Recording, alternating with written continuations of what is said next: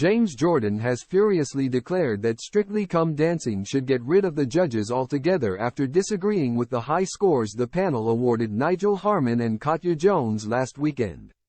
James Jordan blasted Nigel Harman for failing to do the foxtrot correctly on Strictly Come Dancing, and amid suggestions of favoritism towards him and Katya Jones, he warned that the viewers aren't stupid.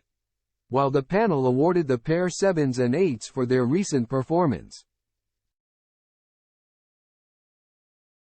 which saw Nigel kick Katya, an incredulous James said he wouldn't have scored them more highly than a 4. Admitting that the scores angered him, he exclaimed, "It's nonsensical. I would love to sit in front of the judges and say, can you justify that to me?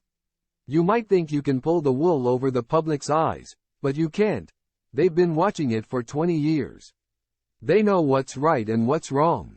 They're not stupid." The 45-year-old has performed on Strictly as a pro numerous times with his wife Ola, and in 2012 James reached the final alongside Denise Van Outen. He's now concerned that what the judges say and what they score are not always connected, as he continued his rant on an episode of his Strictly the Truth video series for Hello magazine.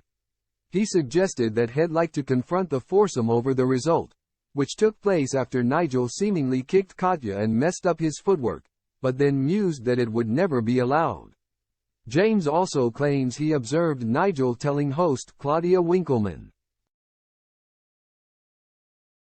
"We should go wrong more often," alleging that even she was laughing at the score. Even Nigel thinks it's a mockery. "There's no point them sitting there. Just get rid of the judges and let the public vote for who they want to, because the judges didn't do their job," he exclaimed. He then concluded, "You come here for Strictly the Truth, and that is strictly the truth. I am very angry." On the night, Casualty star Nigel acknowledged, "I kicked Katya and then made up the steps for a bit.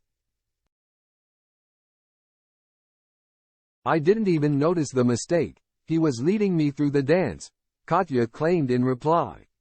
Despite the seemingly obvious errors, the pair were awarded an overall score of 29 out of a possible 40, and avoided the dreaded bottom 2.